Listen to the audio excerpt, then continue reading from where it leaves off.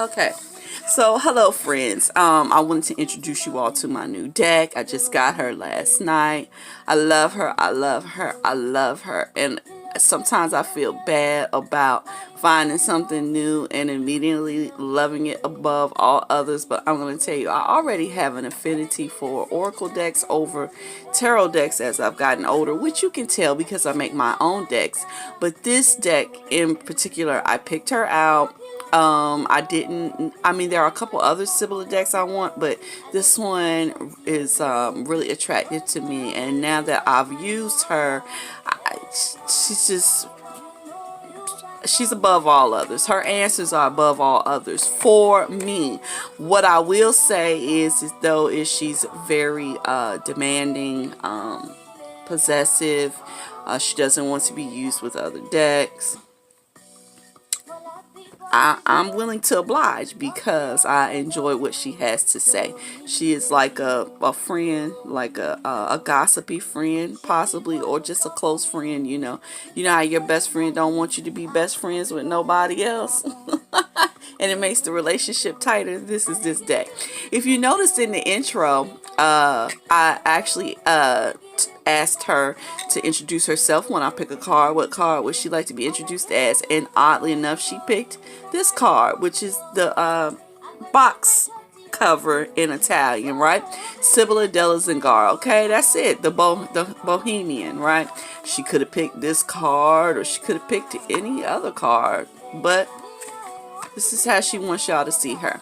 What I'm going to do is I'm going to show you a couple of questions that you can ask a new deck when you get them, to get the feel for their personality. 5 minutes later. Sorry about the interruption. I had to stop. My youngest daughter was asking me about breakfast. But at any rate, and yes, before y'all get upset and think I didn't feed the child because I was doing a video for you all, it's food down there. She just slept through breakfast. But there are lots of questions you can ask a deck when you first get it, and these are some that I wrote down last night because I went online and researched some things that people asked their Sibilla decks in particular, and also I wanted to see that other people feel she had the same personality that I felt she had, and it just so happened that most people do. So let's get started. We're gonna ask her these questions, and mind you, there are lots of different resources on questions to ask your deck to get closer to them, but also just ask lots of little questions about all types of little stuff, regular everyday stuff you know answers to, stuff you don't know answers to, but it could be easy to pick up on. Okay, all right, so the first thing we're going to ask her is, I have asked her this before and I'm curious to see what she's going to answer this time, but how do you wish to communicate with me? Okay, so let's see. How do you wish to communicate with me?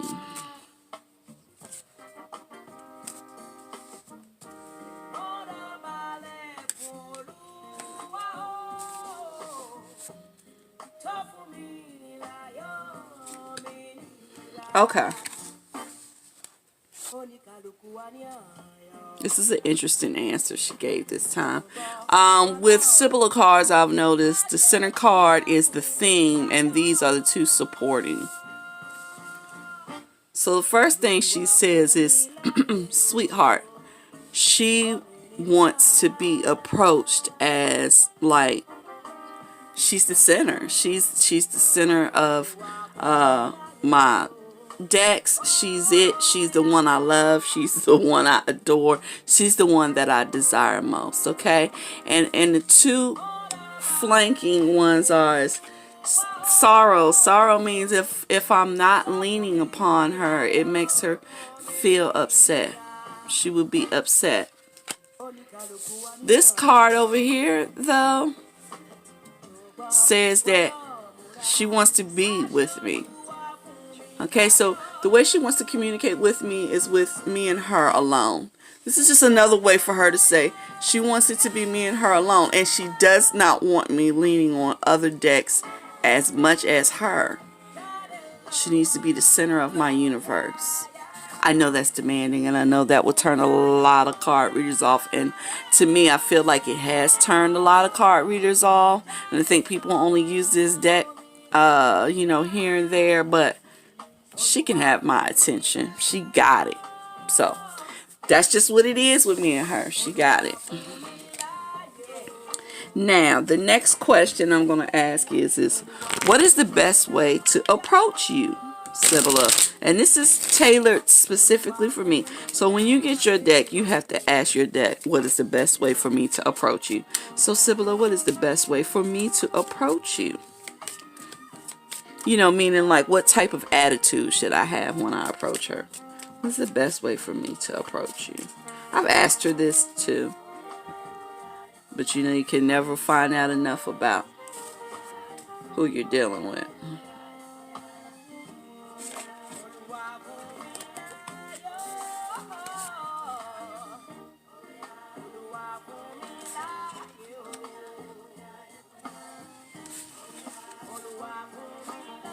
Wow, she's on one.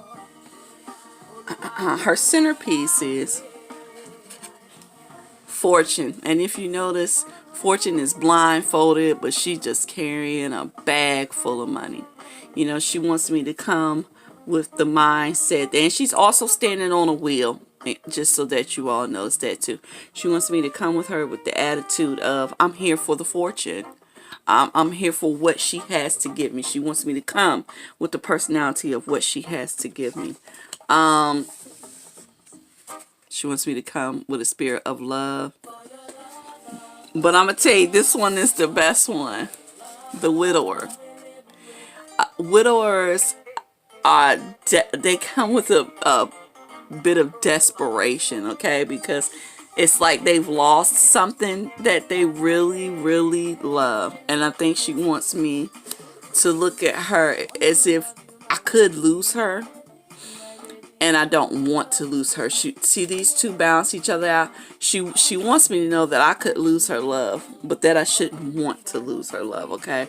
I should cleave to it, okay? Like a husband, basically. Cleave to her like a husband would, okay? So that is how I will approach her. As you all can tell by the way I speak to her already. Let's see. Let's move on to the next question so I can keep this as brief and intimate as possible.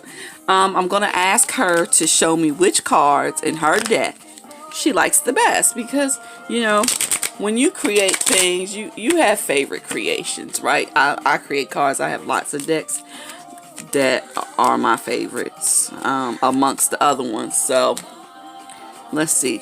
Sibilla, show me the 3 cards that you love the most in your deck. I'm wondering if she's gonna throw that cat card out, because she throws that out at me a lot. Let's see. 3 cards you love the best. Hope.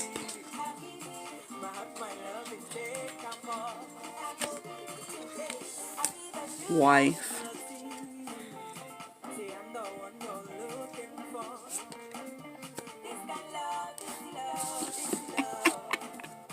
An enemy. Hope, because when you're dealing with her, she wants to restore your hopes. Wife, because she wants you to have that type of relationship with her, like y'all are bonded.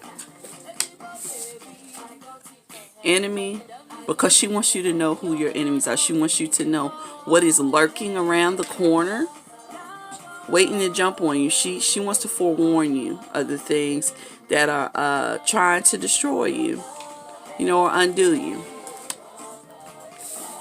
Well, thanks, Sybil.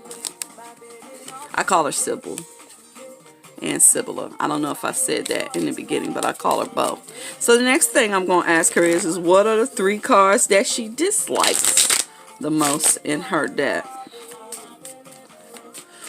The 3 cards you dislike most in your deck.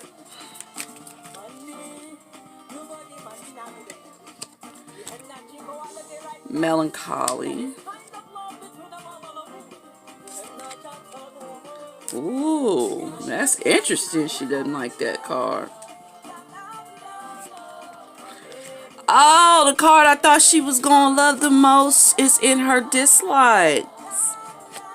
Wow, that means she's a straight shooter. Here's her 3 most disliked cards. Melancholy. I don't think she likes to give news of people feeling separated from the world. I know she doesn't want me to be separated from her. So maybe she really does not like the feeling of being separated from everything. Maybe she has experience with that. Wow. I don't know why she doesn't like this child card. And as a matter of fact, I'm going to ask her. I'm going to pull 2 cards and ask, why don't you like that child card?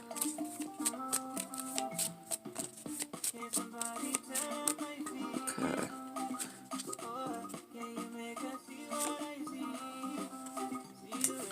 Oh, wow, y'all, look. Enemy and messenger. She said that child card, it brings bad messages. I'm going to keep an eye on that card. Or maybe it brings false messages. Maybe it's not a reliable card now that I'm looking at it. I think she's saying this, the messages it brings are not true. They're not reliable. They're not trustworthy. Okay. Maybe that card's fickle. And I thought you loved this card. Falseness. I think she doesn't like it because I don't think that's what the card means. Because what I've learned from her is she doesn't use this card as falseness. Let's ask her real quick, why doesn't she like the falseness card? And then I'm gonna wrap it up with one last question. Let's see. Why don't you like the falseness? Why do you dislike the falseness card?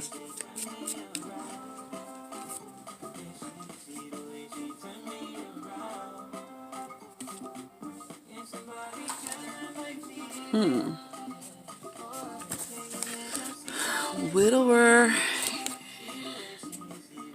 and waiting. I know this is her card. This is how she sees herself.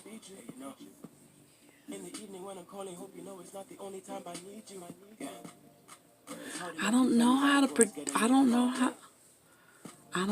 to interpret this. I'm going to leave this like this, guys. Sometimes as a reader, I don't understand everything, and especially if it's a deep message, and I'm going to have to come back to this. Let me get a good snap of it so when I look back at the video, I can pull it apart, and maybe I'll come back in another video and tell you all what I figured out it means, because I don't know what it means and I have to know what it means. So the last question I'm going to ask, and then I'm going to end the video, is how do you feel people misunderstand you, Sibilla? Because I think every form of divination is somewhat misunderstood by the masses, and all in some way are misunderstood even by diviners. So I want to ask her, how do you feel that people misunderstand you? How do they misunderstand you? Let's see. She says, Lord. She says, old.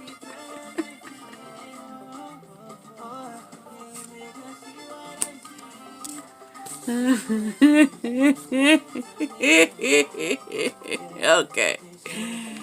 It's a personal answer. She says, some people think they're above her.